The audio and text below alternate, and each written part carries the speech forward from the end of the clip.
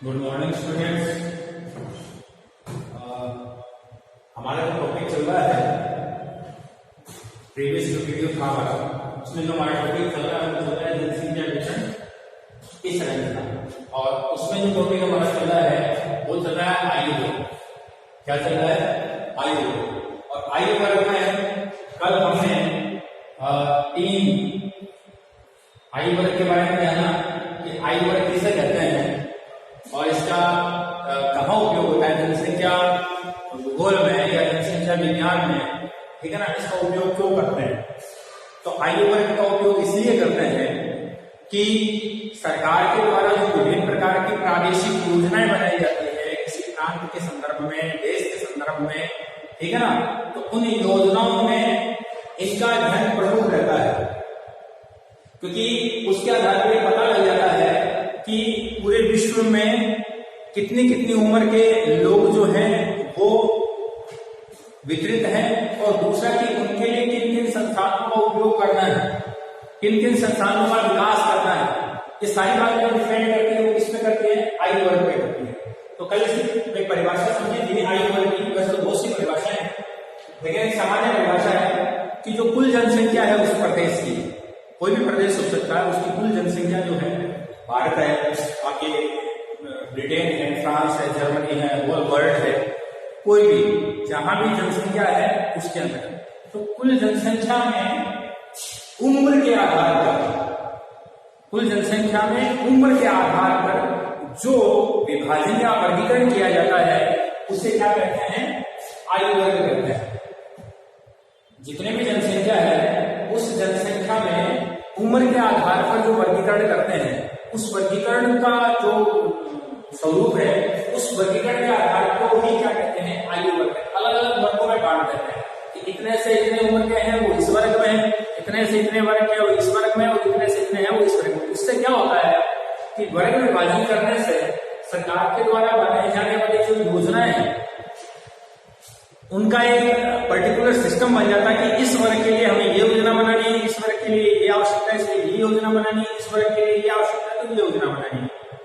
कुल योजना बना लेते हैं, कुल जनसंख्या में अगर योजना बनाए तो किसी एक पक्ष को तो प्रभाव ज्यादा मिल जाता है और दूसरे पक्ष में वो योजना जो है वो लागू नहीं होती। इसलिए क्या किया जाता है कि जनसंख्या के अंतर्गत विभिन्न योजनाएं जो बनाई जाती है वो आयु वर्ग के आधार पर बनाई जाए। बच्चों के लिए शिक्षा का प्रसार करना है।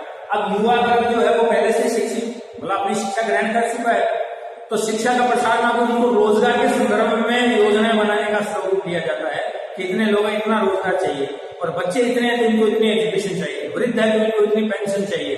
तो जितने जो योजनाएं निर्धारित होती है वो उम्र के आधार पर इसीलिए इनका वर्गीकरण किया जाता है, ताकि सरकार के द्वारा योजना वो सही तरीके से और सही वर्ग तक वो योजनाएं पहुंच जाए, उनका लाभ जो है वो वर्ग ले सके।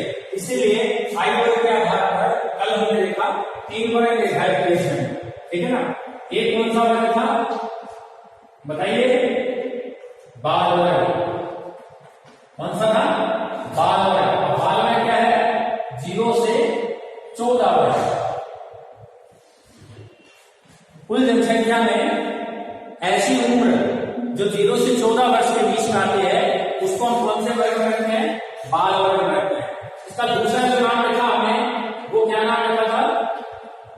आश्रित वर्ग। कौन सा वर्ग? आश्रित। दूसरा जो था हमारा वो था युवा, वयस्क या प्रौढ़ वर्ग, ठीक है ना, मेच्योर, ठीक है ना, प्रौढ़ वर्ग। इसकी दो वर्ग हमने रखा, वो रखा था 15 से लेकर 64 वर्ष, ठीक है ना। ये कार्यशील वर्ग में आता है। कार्यशील का मतलब कुल जनसंख्या में कार्य करने वाले लोगों की संख्या, कुल जनसंख्या में कार्य करने वाले सक्रिय लोगों की संख्या को क्या कहते हैं? कार्यशील जनसंख्या कहते हैं। और तीसरी जो स्थिति आती है वो आती है वृद्ध वर्ग की। इसको लिया गया है 65 वर्ष से अधिक, और ये भी कौन से वर्ग में आता है? आश्रित वर्ग में। कौन सा वर्ग में आता है? आश्रित वर्ग में। क्योंकि रिटायरमेंट होने के बाद लोग अपने बेटे बहुएं या उनको रहता है, ठीक है ना। इसलिए वृद्ध की स्थिति को किसमें लिया गया? रिटायरमेंट का भी। अब यहाँ ऐसे लिया गया भारत में लागू है, भारत में 60 वर्ष का अधिकतम रिटायरमेंट सिस्टम है। तो विकसित देशों में, कुछ विकसित देशों में 65 वर्ष, तो हम पूरे विश्व के स्तर का पढ़ा तो अधिकतम उम्र को इसमें निर्धारित कर रहे हैं। ठीक है ना, भारत में 60 वर्ष ही है रिटायरमेंट में, 60 वर्ष या उससे अधिक के व्यक्ति को हम वृद्ध के संदर्भ में ले लेते हैं। ठीक है ना, तो ये 3 वर्ग हमने बताया। अब आज जो हम कर रहे हैं वो आयु वर्ग के आधार पर विश्व का इसका विचार कर रहे हैं कि कितने क्षेत्र में वृद्ध लोग हैं, कितने में युवा लोग हैं। ठीक है ना, युवा कितने हैं और वृद्ध कितने हैं, ये थोड़े से आंकड़ों का सजेशन है। इसको मैंने सारणीबद्ध कर दिया है, जो आपकी सिलेबस में है उसको मैंने सारणीबद्ध कर दिया है। कई बार पूछ लेते हैं, छोटे प्रश्न में पूछ लेते हैं आपसे कि राष्ट्रीय स्तर पर अगर बात करें तो जापान में वृद्धों का कितना प्रतिशत है, जर्मनी में कितना प्रतिशत है, ब्रिटेन में कितना प्रतिशत है, उसको आपको रखना पड़ेगा, याद करना पड़ेगा। ठीक है ना, इनको आपको क्या करना है, याद रखना पड़ेगा। अब इनको 2 स्तर पे लिया गया है। विश्व स्तर पे वृद्धों की जो प्रतिशत है पूरे विश्व के अंदर, ये भी इंपॉर्टेंट क्वेश्चन बनता है कि विश्व स्तर पर अगर वृद्धों की संख्या है तो कितने प्रतिशत पूरे विश्व में वृद्ध संख्या मानी जाती है, तो कितनी मानी जाती है, 6.8%। कितने प्रतिशत, 6.8% जनसंख्या जो है वो वृद्ध जनसंख्या है, यानी 65 से ऊपर वाले लोगों की संख्या। अगर हम महाद्वीपीय स्तर पर बात करें या राष्ट्रीय स्तर पर बात करें, कुछ देशों का कुछ महाद्वीपों का इसका संदर्भ दिया गया है। जैसे मान लो महाद्वीपीय स्तर की बात करें, ठीक है ना, तो यहाँ यूरोप में सबसे ज्यादा वृद्ध संख्या पाई जाती है। पूरे विश्व के अंदर अगर महाद्वीपों की संख्या की बात करें तो यूरोप महाद्वीप में वृद्धों की संख्या क्या पाई जाती है, सबसे ज्यादा। अब इसके पीछे रीजन क्या है कि वृद्ध संख्या ज्यादा क्यों पाई जाती है, वृद्ध इतने ज्यादा क्यों हो रहे हैं। ठीक है ना, इसके पीछे रीजन ये रहता है कि वो एशिया में बहुत कम, अफ्रीका में, क्योंकि यहाँ जन्म दर अच्छी है। यहाँ लोगों में क्या है, जन्म दर अच्छी है, यहाँ जन्म दर अच्छी नहीं है, तो मृत्यु दर में भी गिरावट आ गई और जन्म दर में गिरावट आ गई। तो जो लोग बच्चे थे वो जवान हो, जो जवान थे वो वृद्ध हो गए, लेकिन बच्चे पैदा नहीं हो रहे। तो बच्चे पैदा नहीं हुए तो जवान नहीं हुए, जवान नहीं हुए जो पहले वाले जवान है बच्चे हैं वो जवान होंगे, जवान होंगे वृद्धि होंगे, लेकिन बच्चे पैदा नहीं हो रहे। तो उसका मतलब क्या हुआ कि यूरोप और अमेरिका जैसे देशों के अंतर्गत अब वृद्धों की संख्या का प्रतिशत क्या होने लगा है, ज्यादा बढ़ने लगा। इसके पीछे 2 कारण है। एक तो यह है कि वहां के लोग जो हैं, विकसित देशों के जो लोग हैं, विकसित देशों में वृद्धों की संख्या ज्यादा बढ़ रही है। इसके पीछे कारण क्या है कि वहां के लोग जिम्मेवारियां नहीं लेना चाहते। पहली बात, बच्चों की जिम्मेवारियां नहीं लेना चाहते, वो फ्रीडम में रहना चाहते हैं। ठीक है ना, और हस्बैंड वाइफ दोनों क्या है, कार्यशील जनसंख्या रखते हैं। तो कार्यशील जनसंख्या का तात्पर्य होगी काम करने वाले लोगों की संख्या। ठीक है ना, तो हस्बैंड वाइफ जो है वो वर्क करते हैं, तो जब वर्क करेंगे तो निश्चित है जब संतान पैदा होगी तो उसकी जिम्मेवारियां बढ़ेंगी, एंगेज हो जाएगी वो व्यक्ति, यानी वो महिला जो है वो कुछ सालों के लिए बच्चे पर लालन पालन पोषण करने के लिए वो क्या होती है, जिम्मेवार बन जाती है। ठीक है ना, इसलिए वो लोग बच्चे पैदा कम करते हैं। और दूसरा अगर करते भी हैं, ठीक है, तो बच्चे पैदा करने के बाद में आया क्या कर सकते उसको, शिशु गृह होता है। तो शिशु गृह जिसको आजकल हम बोलते हैं ना एलकेजी या नर्सरी होते हैं ना, नर्सरी से बच्चा चला जाता है, खेलते खेलते सीखता है। ठीक है ना, अब वहां आजकल तो ऐसे स्कूल्स बना दिए हैं कि बच्चे को वहां डाल दिया जाता है, उसके खाने पीने से संबंधित, उसके रोटी वगैरह से संबंधित, उसके पहनावे से संबंधित सारा काम हो गया, शिशु गृह में किया जाता है। तो यहाँ से उनके घर से एक वैन आती है, वो बच्चों को ले जाती है, दिन भर बच्चे बाहर रहते हैं, उनकी देखभाल होती है, और शाम को वो जो है अपने पेरेंट्स के पास वो वापस छोड़ के चले जाते हैं, मॉर्निंग में वापस वो स्थिति रहती है। ठीक है ना, तो ये स्थितियां होती है वहां पर, इसलिए वो बच्चे पैदा नहीं करते, जिम्मेवारी नहीं रखना चाहते, या उनके पास जॉब के इतनी ज्यादा बिजी रहते हैं, इसलिए यहाँ क्या है बच्चे पैदा नहीं कर रहे, तो जन्म दर तो वैसे ही गिरावट हो गई। और मरने वालों की संख्या जो बड़े बूढ़े मर रहे थे उनको मेडिकल लेके क्या कर दिया गया, बचा रहा है। तो जो संख्या बढ़ रही है वो कौन सी बढ़ रही है, वृद्धों की। तो यहाँ जो सारणी है, सारणी में हम देखते हैं कि महाद्वीपीय स्तर पर देखो कि दोनों विकसित देशों की श्रेणी के अंतर्गत आते हैं कि महाद्वीप दोनों ही है, इसको तो पूरा करते हैं विकसित देशों का महाद्वीप, एक तुर्की को छोड़कर, है ना। तुर्की जो है वो थोड़ा अभी विकास की अवस्था में, इसलिए तुर्की को कहते हैं सेगमेंट ऑफ द यूरोप का बीमार आदमी, यानी उसका विकास और विकसित नहीं हुआ है ना। तो इसलिए यूरोप जो महाद्वीप है इसको विकसित देशों का महाद्वीप बोलते हैं। तो यहाँ वृद्धों का प्रतिशत क्या है, ज्यादा माना जाता है। इसी के अनुसार अगर देखें, ठीक है ना, तो उत्तरी अमेरिका में 12.5 वृद्धों की संख्या है। तो यहाँ भी जन्म दर जो है वो कम हो चुकी है, मृत्यु दर भी कम हो चुकी है। तो स्थिर जनसंख्या के अंतर्गत आने वाली स्थितियां में आ रही है। एशिया में डिफरेंस कितना आ रहा है, ठीक है ना, 2 गुना ज्यादा डिफरेंस आ रहा है इससे। तो यहाँ 5.8%, इसका मतलब एशिया महाद्वीप में जन्म दर मध्यम अवस्था में बच्चे पैदा हो रहे हैं, इसका वृद्धों की संख्या क्या है, कम हो रही है।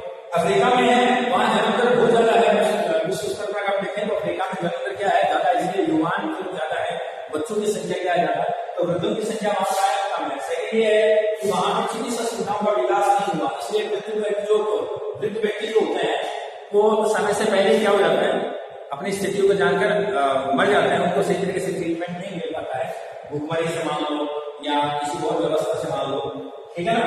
ये अफ्रीका के, इसलिए अगर हम देखें तो यूरोप में सबसे ज्यादा जनसंख्या है, अफ्रीका में उसके बाद में एशिया में और अफ्रीका में। तो महाद्वीप 4 महाद्वीपों का इसका लिया। अगर राष्ट्रीय स्तर पर अगर बात करें तो राष्ट्रीय स्तर पर जापान जो है ये विकसित देश माना, एशिया का विकसित देश माना जाता है जापान। तो जापान जो है वहां 18.27% वृद्ध जनसंख्या है, कुल जनसंख्या के 18.27 कौन है, वृद्ध है, तो 65 वर्ष से अधिक उम्र को प्राप्त कर चुके हैं। तो दिक्कत क्या आती है, यहाँ पर दिक्कत आती है उसकी सरकार जो होती है ना, उसको दिक्कत आती है, क्योंकि वो फिर उसका पेंशन देना और करना सारी जिम्मेवारियां सरकार की बन जाती है। भारतवर्ष के अंदर तो बेटों की बनती है जिम्मेवारी, हालांकि आजकल तो सरकार भी पेंशन देने लगती है, लेकिन हमारा स्तर दूसरा है, विकास की समय भारतीय से देश का तो अलग स्तर है, लेकिन जापान में सारी स्थितियां सरकार की होती है, ठीक है ना। उसके बाद में दूसरा स्तर आता है किसका, जर्मनी, तो यूरोप का, फ्रांस का, यूरोप का, ब्रिटेन का, यूरोप का, ठीक है ना। तो राष्ट्रीय स्तर पर अगर बात करें तो इन यूरोप के तीनों देशों में, ये एशिया का देश है और ये यूरोप के तीनों देश है, तो इनका प्रतिशत देखो आप, वृद्धों का प्रतिशत देखो इसमें एवरेज अगर हम देखें तो लगभग 12 कैटेगरी में एवरेज आ रही है, इसकी 14 कैटेगरी में एवरेज आ रही है, टोटल अगर हम करें तो जर्मनी है, फ्रांस है, ब्रिटेन है। तो जर्मनी में इसका 17.17% लोग जो है वृद्ध है पूरे देश में, ठीक है ना। सोमालिया है अफ्रीका के देश, किसके हैं, अफ्रीका के देश। तो अफ्रीका के देशों में देखो 2-3% है, यानी यहाँ भी अफ्रीका माध्यम देखें तो 3.2%, 2 या 3%। उनके बाद देशों में प्रतिशत में क्या है, वृद्धों की संख्या कम है, क्योंकि यहाँ जन्म दर ज्यादा है। तो जन्म दर ज्यादा होने के कारण और मृत्यु दर में कमी होने के कारण यहाँ बच्चे पैदा ज्यादा होते हैं, इसलिए वृद्धों की संख्या क्या है, कम मानी जाती है, ठीक है। इसी स्थिति के अंदर तो वृद्धों का सुधार हम देख लिया, ये राष्ट्रीय स्तर पे था, ये राष्ट्रीय स्तर पे था, और पूरे विश्व के अंदर अगर हम बात करें तो 6.8% जनसंख्या जो है वो वृद्ध जनसंख्या के अंदर आती है। दूसरा पॉइंट है तो विश्व में युवाओं की संख्या, जिसको हम प्रौढ़ वर्ग कहते हैं, सॉरी, जिसको हम कौन सा वर्ग कहते हैं, प्रौढ़ वर्ग कहते हैं। इस वर्ग की अगर हम बात करें तो 35.2% जनसंख्या जो है, 35.2% जनसंख्या जो है वो पूरे विश्व में युवाओं की संख्या है, ठीक है ना, इसमें है युवाओं की संख्या है। अब देखो उल्टा हो गया सारा, वृद्धों की संख्या अफ्रीका में कम थी, लेकिन युवाओं की यहाँ युवाओं की संख्या में क्या है, कमी, यहाँ वृद्धों की संख्या में क्या है, वृद्धि, ठीक है ना। तो अफ्रीका में 44.17% महाद्वीपीय स्तर पर अगर बात करें, पूरे विश्व के स्तर पर बात करें तो पूरे विश्व के अंदर कितने लोग हैं, 35.2% युवा जनसंख्या है पूरे विश्व में। और महाद्वीपीय स्तर पर बात करें तो अफ्रीका में 44.71% पूरे महाद्वीप पर, अफ्रीका महाद्वीप की बात करें तो अफ्रीका महाद्वीप के कुल देशों के अंदर जितनी भी जनसंख्या उसका टोटल किया तो उसमें 44.71% 71% जनसंख्या क्या है, युवा है। क्यों है, क्योंकि जन्म दर ज्यादा है, या वृद्धों संख्या कम है, यहाँ पे वृद्धों की संख्या कम है, इसलिए जन्म दर ज्यादा है। तो जब जन्म दर ज्यादा होगा तो बच्चे जो होंगे वो युवा ही बनेंगे आगे, इसलिए युवा का स्तर क्या है, महाद्वीप स्तर पर अफ्रीका का ज्यादा है, ठीक है ना। वही दक्षिण अमेरिका की बात करें तो दक्षिण अमेरिका में 41.5% लोग जो है वो युवा जनसंख्या में है। एशिया के बारे में 33.6% जनसंख्या जो है वो युवा जनसंख्या। एशिया महाद्वीप की बात कर रहे हैं, भारत देश की बात नहीं कर रहे हैं, ठीक है ना। उसके बाद में यूरोप की बात करें तो 17.5% लोग जो है वो युवा जनसंख्या के अंतर्गत आते हैं।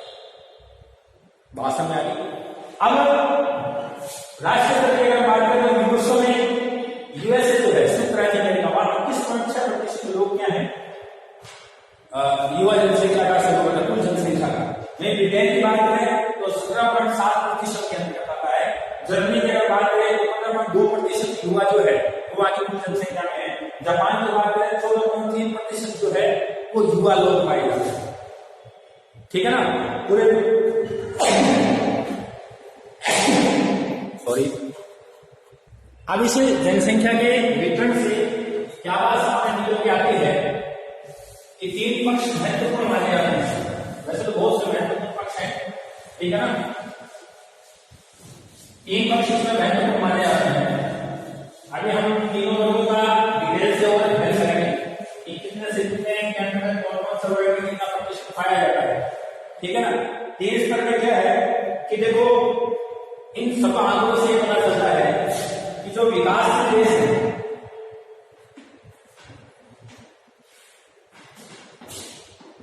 वहां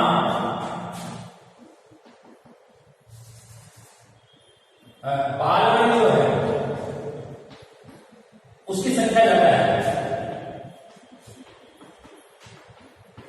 ठीक है ना, और बाल वर्ग की संख्या ज्यादा है। और अगर हम बात करें करोड़ों की और विकसित देशों की बात करें तो विकसित देशों में अगर बात करें तो प्रौढ़ जनसंख्या, प्रौढ़ एवं वृद्धों की संख्या क्या है, ज्यादा है, ठीक है ना। अगर आयु वर्ग में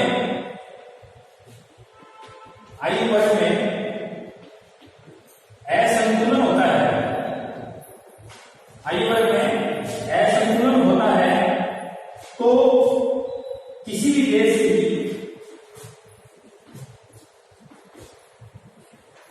आर्थिक प्रगति पर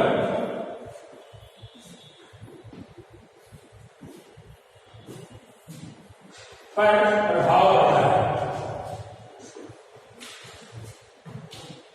किसी भी देश की आर्थिक प्रगति पर क्या पड़ता है, प्रभाव पड़ता है। विकासशील देशों के अंग्रेजी प्रकार से देखें तो जो हमारे पास सामने आने के बाद देखें तो विकसित देशों में जो है वो करोड़ों की और वृद्धों की संख्या क्या है, ज्यादा हो रही है। अगर हम विकासशील देशों की बात करें तो बाल की संख्या जो है वो क्या है, ज्यादा है। विकासशील देशों में देखें तो उच्च जन्म दर है, मध्यम मृत्यु दर है, उच्च जन्म दर और मध्यम मृत्यु दर है। इसके कारण क्या है, जनसंख्या निरंतर बढ़ती रही है।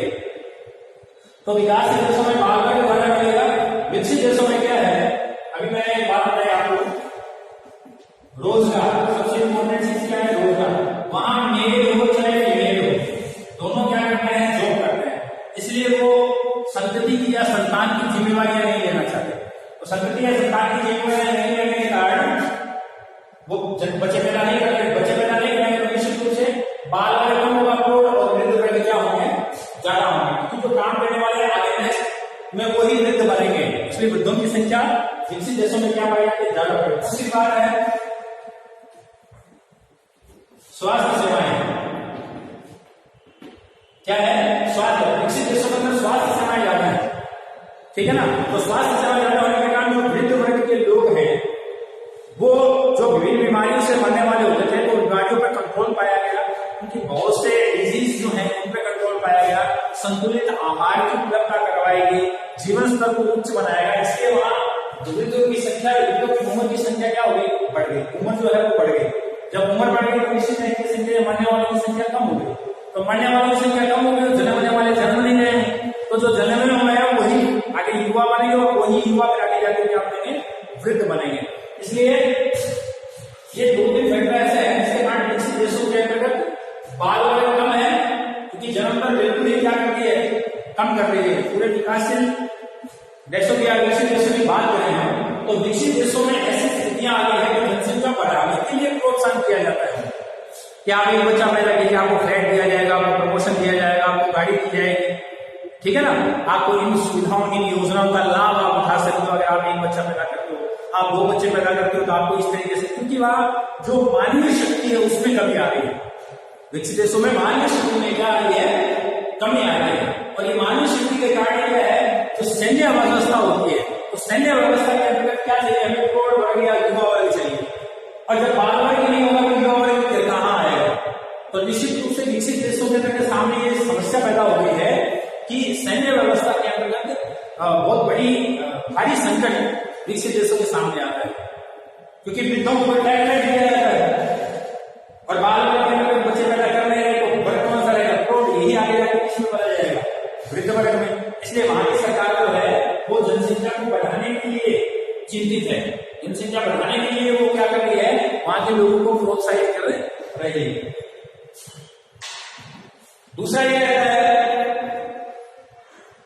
अब समझ में आया और विकास देशों में क्या है कि कुछ परंपराएं हैं, है ना, परंपराओं के कारण जनसंख्या वृद्धि ज्यादा हो रही है, कुछ रीति रिवाज ऐसे होते हैं। आज इस देश में ज्यादा होने के कारण चाइना जैसे देश के अंतर्गत जनसंख्या या एशिया के दक्षिण एशिया के जो देश हैं उनमें जनसंख्या ज्यादा होने के पीछे उनकी सामाजिक और जो रीति रिवाज है उनके अंतर्गत वो बंधे हुए हैं, इससे जनसंख्या का स्वरूप क्या है। हालांकि आजकल थोड़ी सी जनसंख्या में कमी आई है, जैसे जैसे साक्षरता का स्वरूप बढ़ा है, एजुकेशन बढ़ी है, उसके अनुसार थोड़ा थोड़ा स्वरूप इसमें आया है, इसमें धीरे धीरे थोड़ी कमी आई है विकासशील देशों में भी, लेकिन इतनी नहीं है जितनी विकसित देशों में। ठीक है ना। उसके बाद में माना जाता है कि 2040 में भारत जो है वो जनसंख्या के स्तर पर चाइना को पार कर जाएगा, प्रथम स्थान पे आ जाएगा वुहान के अनुसार, जिस तरह की भारत की जनसंख्या बढ़ रही है उसके अनुसार। दूसरा ये है कि आयु वर्ग में संतुलन, आयु वर्ग में संतुलन का मतलब होगा कि युवा वर्ग अगर किसी देश में है तो निश्चित है वहां का आर्थिक और सामाजिक विकास जो है वो क्या होगा, ज्यादा होगा। अगर किसी भी देश के अंदर युवा वर्ग ज्यादा है तो निश्चित है वहां का सांस्कृतिक और सामाजिक विकास क्या होगा, आर्थिक विकास क्या होगा, ज्यादा होगा।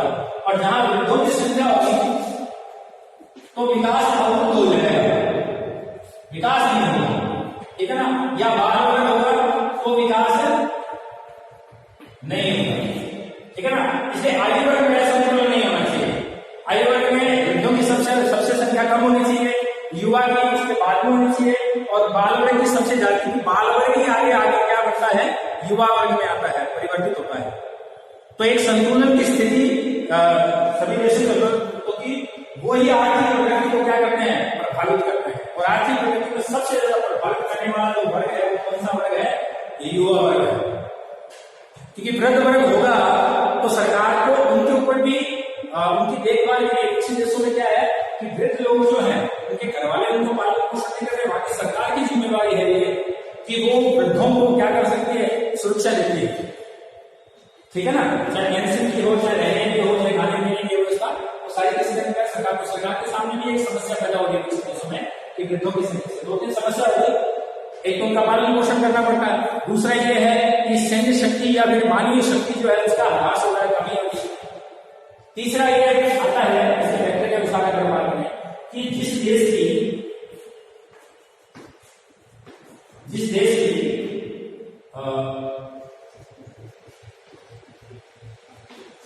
जनसंख्या वृद्धि अधिक होती है वो वहां होती है, वहां जिस देश की जनसंख्या वृद्धि अधिक होती है, जनसंख्या वृद्धि होती है, वहां बाल वर्ग होता है। कौन सा वर्ग होता है, बाल वर्ग होता है। तो विकसित विकासशील देशों में यह स्थिति ज्यादा देखने को मिलती है, अफ्रीका के देशों में यह स्थिति ज्यादा देखने को मिलती है, ठीक है ना। ये तीन फैक्टर निकले हैं सभी आंकड़ों से, इससे पता चलता है कि आयु वर्ग के आधार पर अगर हम देखें तो विकासशील देशों में बाल वर्ग की संख्या ज्यादा है। अब जो नीतियां बनेगी ना विकासशील देशों में वो बाल वर्ग की संख्या के आधार पर नीतियां बनाई जाएगी, विकसित देशों में जो बनेगी वो करोड़ और वृद्धि की संख्या के आधार पर नीतियां बनेगी, इनको क्या चाहिए, किस तरह की व्यवस्था चाहिए, ठीक है ना। और आयु वर्ग में संपूर्ण तो सरकार देखेगी किस प्रकार की तो हमारी कौन सी आर्थिक व्यवस्था पर प्रभाव डालती है, उसका भी निर्धारण किसी से होता है। फिर ये देखिए कि देश की जनसंख्या में वृद्धि, जिस देश की जनसंख्या वृद्धि है क्योंकि वहां बाल वर्ग ज्यादा होगा, तो बाल वर्ग ज्यादा होगा तो बाल वर्ग के लिए जो नीतियां बनाई जाएगी, योजना बनाई जाएगी, ठीक है ना। तो ये विश्व स्तर पर तीनों का वर्गीकरण है। अब हम प्रत्येक वर्ग को जो बाल वर्ग है, प्रौढ़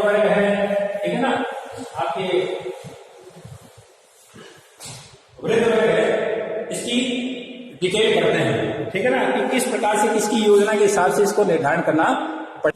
अब हम एक वर्ग का अध्ययन करते हैं, इसको कहते हैं क्या, बाल वर्ग।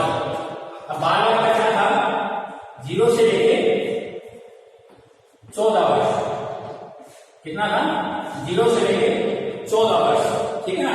अब इनको हम इनके उपभाग भी कर सकते हैं, जैसे 5-5 वर्ष के हिसाब से देखें तो 0 से लेके 4 कर दिया, 5 से लेके 2 कर दिया और 10 से लेके 14 वर्ष कर दिया। इस तरीके से अगर हम देखें तो 5-5 की क्या है, इसके वर्ग कर दिए गए हैं, ठीक है ना। दूसरी बात क्या है, उपवर्ग करने की कौन सा वर्ग में आता है, ये बच्चा जो है वो थोड़ा सा ठीक हो जाता है, ये बच्चे पढ़ने लिखने की स्थिति के अंतर्गत आ जाती है, सभी स्थिति के अनुसार इसके 3 उपवर्ग भी किए जाते हैं। ये अनुत्पादक होता है, ये वर्ग जो होता है वो अनुत्पादक वर्ग होता है। पहले मैंने बताया था ये कौन सा वर्ग होता है, आश्रित वर्ग होता है। ये अपने संबंधित प्रौढ़ वर्ग में क्या होता है, आश्रित होता है, अपने माता पिता में क्या होता है, आश्रित होता है। यानी जो प्रौढ़ वर्ग हमने किया था ना 15 वर्ष से लेकर 64 वर्ष का, तो उसके ऊपर ये क्या होता है, आश्रित वर्ग के अंतर्गत लिया जाता है, यह आश्रित वर्ग है। इस वर्ग के अंतर्गत क्या होता है कि देखो इनके खान पान पे, ठीक है ना, स्वास्थ्य पे, ठीक है ना, शिक्षा पे, इन पर बहुत ज्यादा खर्चा होता है, इन पे बहुत ज्यादा खर्चा होता है। उनकी शिक्षा को देखना है, उनका स्वास्थ्य देखना है, उनका खान। तो इस बाल वर्ग के अंतर्गत हम देखते हैं, आपके भी आप देखो, आपके फादर के ऊपर बच्चों पे खर्चा किया जाता है, शिक्षा का खर्चा किया जाता है, ठीक है ना, स्वास्थ्य से संबंधित खर्चा किया जाता है, रहने सहने की व्यवस्था के अनुसार खर्चा किया जाता है, खान पान के संदर्भ में खर्चा किया जाता है। तो इन पे थोड़ा ज्यादा क्या होता है, खर्चा लिया जाता है, खर्चा किया जाता है। और ये पूरा का पूरा खर्चा जो है वो कौन से वर्ग में पड़ता है, व्यस्त या प्रौढ़ वर्ग में, व्यस्त या प्रौढ़ वर्ग में। आप सीधा सीधा जाना ना कि आप हो और आपके फादर जो है, आप तो बच्चे हो, तो आपकी पढ़ाई का पैसा कौन देता है, आपके कपड़े का पैसा कौन देता है, आपके खाने पीने का पैसा कौन देता है, तो वो सारा भार जो है वो किस पे चलता है, आपके पिताजी पे, आपके चाचा जी पे। तो ये वर्ग जो है ना, पिताजी चाचा जी वाला वर्ग है, वो व्यस्त वर्ग है। तो जो बाल वर्ग है वो क्या है, आश्रित वर्ग है, अनुत्पादक है, वो किसी प्रकार का कोई प्रोडक्शन नहीं कर सकता, वो किसी प्रकार की कोई कमाई नहीं कर सकता, ठीक है ना। इससे अनुत्पादक वर्ग में नाम के आपसे पूछ सकते हैं कि अनुत्पादक वर्ग किसके अंतर्गत आता है, तो बाल वर्ग जो है वो अनुत्पादक वर्ग के अंतर्गत आता है और आश्रित वर्ग, ठीक है ना। इनपे सबसे ज्यादा पैसा लगने के कारण उनका भार जो पड़ता है वो किस पर पड़ता है, व्यस्त या प्रौढ़ वर्ग पर पड़ता है। प्रौढ़ वर्ग किसके अंतर्गत आते हैं। विश्व की अगर हम बात करें तो बाल वर्ग जो है, बाल वर्ग इसमें असमानता पाई जाती है, यानी पूरे विश्व के विभिन्न देशों की बात करें तो बाल वर्ग समान नहीं है, 10% है, 20% है, 40% है, 50% है, तो ये 16% है, 29% है। तो अलग अलग प्रतिशत के अनुसार देखें तो प्रत्येक वर्ग में असमानता पाई जाए, चाहे वो बाल वर्ग हो, चाहे वो प्रौढ़ वर्ग हो, चाहे वो वृद्ध वर्ग हो, ठीक है ना। और इन असमानताओं का अध्ययन ही हम भूगोल में करते हैं, इसमें करते हैं इन असमानताओं का अध्ययन ही भूगोल में करते हैं। अफ्रीकी देशों की अगर बात करें तो पूरा बाल वर्ग का प्रतिशत अगर हम ज्यादा देखें, बाल वर्ग की अगर बात करें तो अफ्रीका में बाल वर्ग का प्रतिशत जो है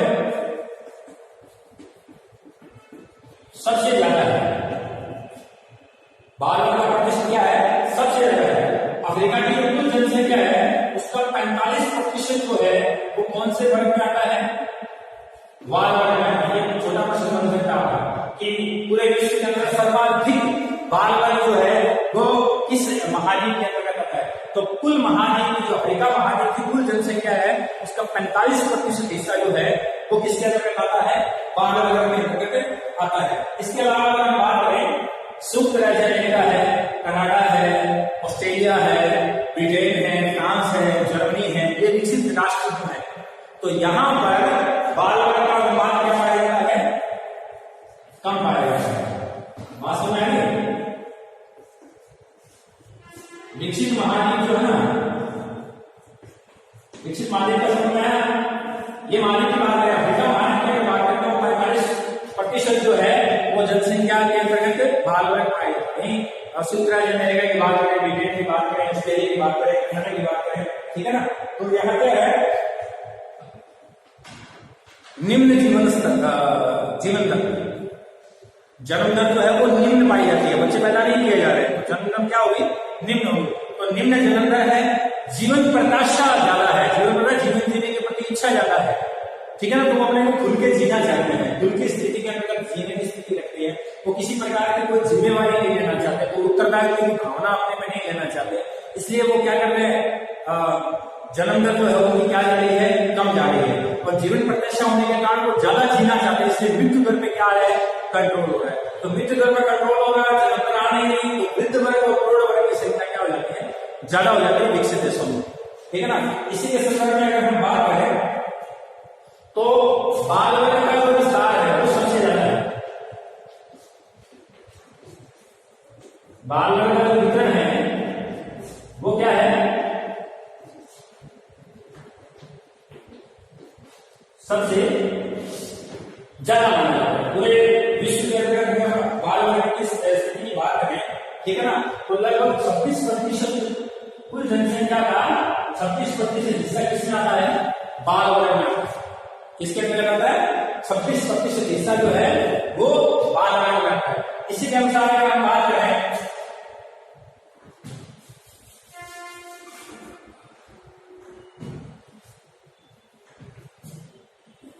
विकसित